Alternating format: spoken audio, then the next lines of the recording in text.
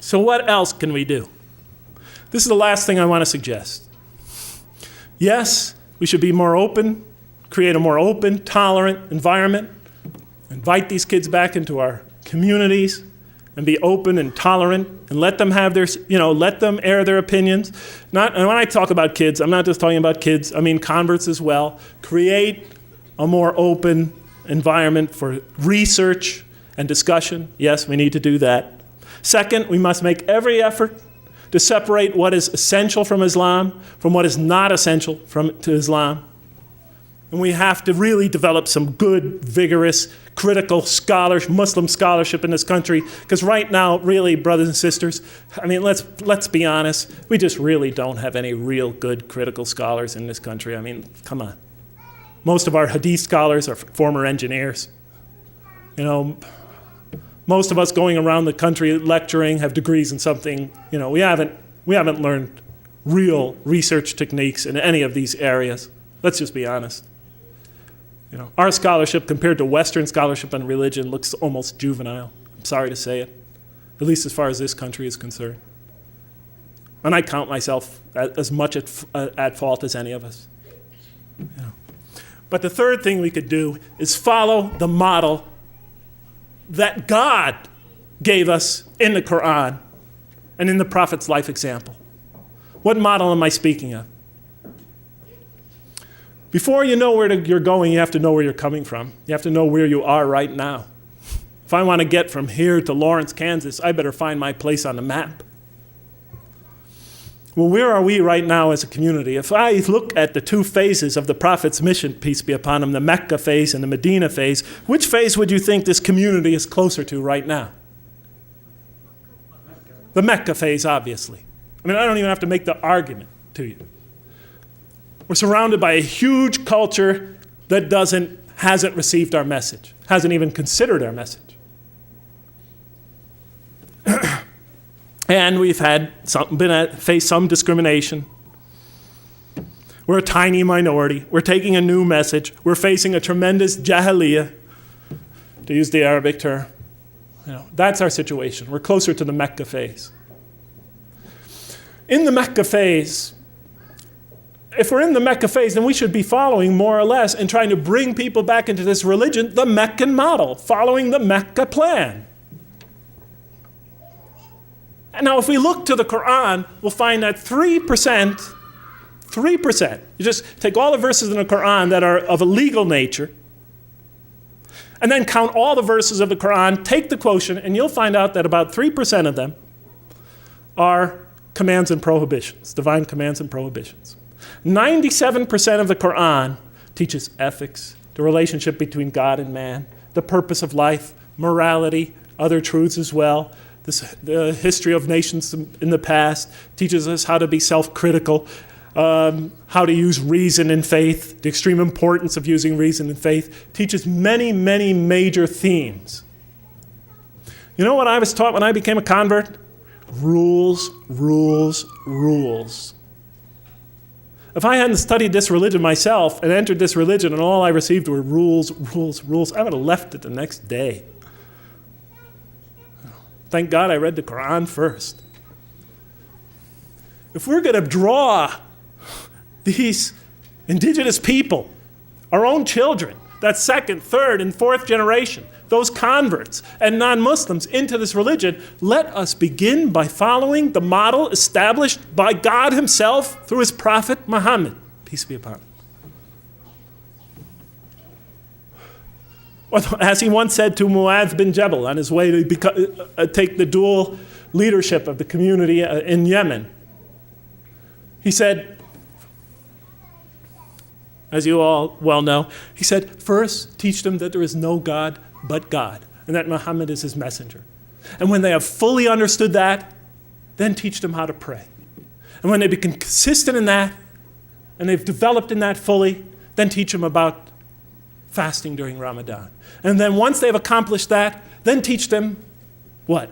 About paying zakat and making the hajj.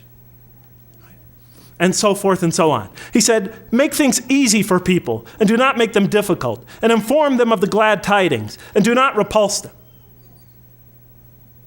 I mean, you've all heard it before. You've all heard it before. Do we practice that here? We're trying to win these kids back over to this religion. We're trying to bring a community of people into listening to this religion. And the first thing we do is get them in that door. We tell them, okay, you, cover your hair, you do this, give her the gold. Okay, don't do this, don't do that, don't do that. You know, I don't mind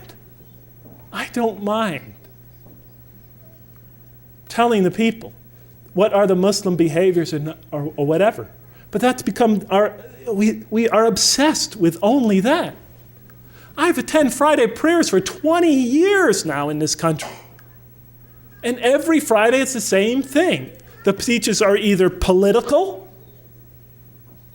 about Muslim politics, or they're about rules and regulations, or somebody's diatribe about, problems going on in the Muslim community.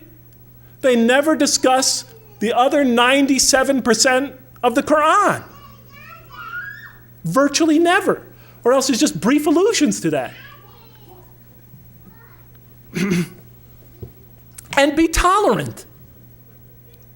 When we bring people into our community, don't expect them to become Middle Easterners or Arabs or Pakistanis or Sri Lankans the next day or ever even. Give them time to grow into the religion. Give them the space to grow. Give them the room to grow. Give them the right to ask. Give them the right to question. Give them time to develop. The Quran gave them 13 years in Mecca, and then slowly but surely brought them along after that. We always put the cart before the horse. Give them time. If our kids come to our community not so modestly dressed, it's better that they come than not come at all. We have to start, if they have this or that problem, if their behavior is not perfect from our particular perspective, it's better that they come and hear the message. It's better that they work out for themselves what it is to be a Muslim in America. Because that's the generation that's going to have to take this into the future. It's better for them to be among us than not to be among us. If the Prophet and his companions adopted our approach, there'd probably be no Muslims today.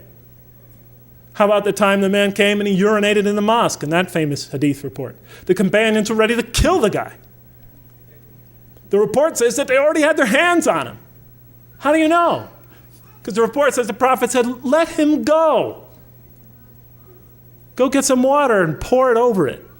You've been sent to make things easy for people, not to make them hard. Let's follow the Mecca plan. Let's just give it a try.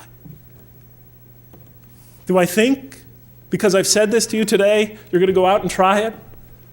No way, Jose. But if some of you here care about your children,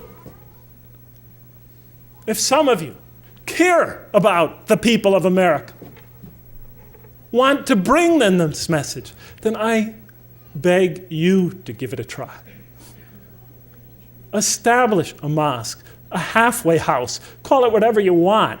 Make it so that people who feel shy to come to the regular mosque will come to that as they are, to hear the message and to pray. Even though they're not perfect, even though they may have flaws that you think you see, no matter what you see, establish an institution where we could follow that Mecca plan.